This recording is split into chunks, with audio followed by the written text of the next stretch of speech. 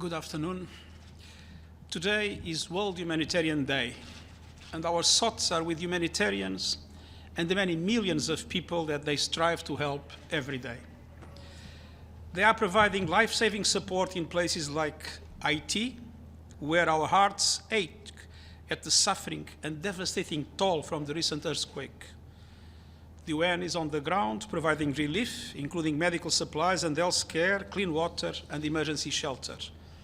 The Deputy Secretary General is traveling to Haiti to see how we can boost our support to the Haitian people.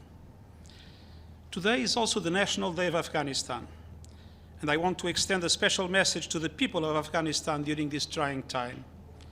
The United Nations is with you and committed to stay and deliver to help advance peace, opportunity, and human rights for all. On this World Humanitarian Day, I am particularly concerned with the situation in Ethiopia. The Ethiopian people have suffered too much. Humanitarian conditions are hellish. Millions of people are in need, infrastructure has been destroyed, and we have heard first-hand accounts of women who have been subjected to unspeakable violence. And the spread of the conflict has ensnared even more people in its horror. It is time for all parties to recognize that there is no military solution. And it's vital to preserve the unity and stability of Ethiopia, which is critical to the region and beyond.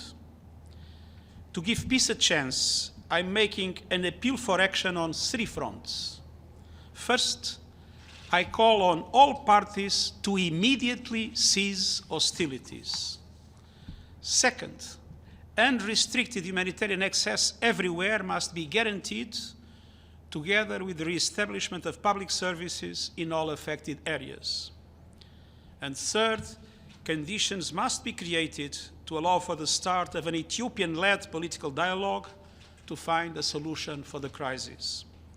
Such a dialogue can contribute to addressing the underlying causes of the conflict and ensure Ethiopian voices direct the pathway to peace. The UN will continue to work together with the African Union, regional and international partners to support the Ethiopian people on the way to peace and reconciliation. Now is the time to put an end to the suffering. All of these steps are critical to make it happen. Thank you. Hi, Secretary General Sherwin Briceby, South African Broadcasting. You call for a cessation of hostilities, unrestricted access in terms of humanitarian access and political dialogue. What support do you expect the Security Council to give you in terms of that call? And can you tell us who you've been talking to in the region over the last few days? Have you talked to the Prime Minister of Ethiopia? What was your message to him? I've been in intense contacts in trying to create the conditions to make a cessation of hostilities happen. I consulted with Chairperson Faki in order to guarantee that the UN and the AU will be in the same line, and we see eye to eye on what needs to be done. I had several contacts with Prime Minister Abiy, and I asked Martin Griffiths as my personal envoy to have contacts, he had met, but to have contacts again with Mr. Debretsion. And we did everything to try to convince both sides of the importance of a cessation of hostilities. At the same time, I've been talking to several countries in the region, and I've been noticing that there is, in all countries of the region, a clear perspective that it's essential to preserve the unity and stability of Ethiopia, and it's essential to end the hostilities. Now, I've been in close contact also with other initiatives. There is an American initiative taking place, as we know, so we are all, I believe, pushing in the same direction. I briefed the Security Council yesterday, and the Security Council will be meeting again next week, and I hope that this appeal that I make can be shared by the whole of the international community. Thank you very much, Mr. Secretary General. The Ethiopian government has been blocking all humanitarian aid from getting into Tigray to the point where NGO staffs and others have been having to ration their own food, and people are starving. What can the UN do? What should the UN do to try and end this blockade and get food to the people in need? Well, first of all, we have been actively working inside Tigray and also in the areas around where people are having serious problems at the present moment. And we have been insisting with all the parties, and in particular with the Ethiopian government, that full humanitarian access must be granted. And I once again spoke with the Prime Minister, even this morning, on this issue. It's very important that both sides accept cessation of hostilities, and it's very important that everybody understands that the reestablishment of public services and full humanitarian access to all the areas, Tigray, Afar, Amara, full humanitarian access is absolutely essential. And what was their response? With? What was the response when you said? There was a commitment that things would improve, but we will need to see what happens in the next few days. Thank you, Secretary General. A question for you on Afghanistan. We heard yesterday from some of the UN officials on the ground about the importance of the airport in Afghanistan and what might happen after the US gives up control of the airport. Do you think there's a role for the UN to play in running and possibly securing that airport? And what will you be asking from the UN Security Council? What will you be asking for in terms of a new mandate, an expanded footprint for the UN in Afghanistan? First of all, I'm not asking for the UN to manage the airport. I think that the present situation is extremely fluid, and we need to be careful in advancing with any proposal for which we have not the capacity to deliver. I think it's important that there is a guarantee of effective safety in the airport and that a way is found for a transition for a normal situation in the future, but this is part of the whole package of discussions that necessarily will have to take place between the international community and the Taliban.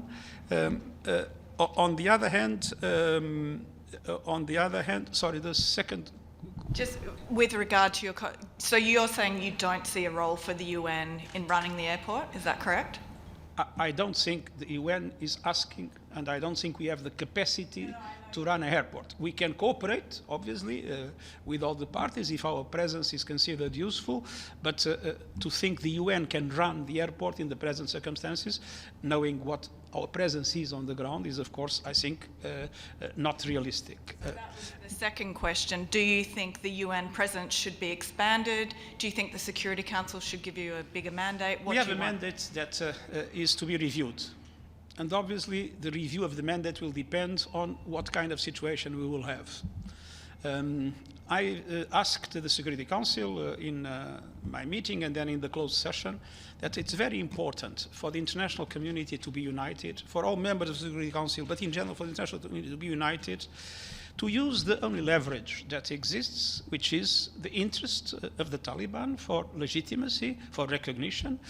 And for that to be possible, I think it's important that the international community, speaking one single voice, considers or makes it clear that it's essential to have an inclusive government representing all the different ethnic groups that exist in the country, that there will be full respect for human rights, and in particular the question of human rights is very important for us, and there will be the possibility to evacuate without problems those people that would be in danger to be able to leave, and finally that the territory should never be used again by any terrorist organization of wherever area of action. So I think it's very important the international community to be united and to have a common front in discussion with the Taliban for these conditions to take place. If we are successful on these, I think there is a perspective for a renewal of the mandate with one kind of characteristics. If things go wrong, of course, we will have to look into a mandate adapted to whatever will come.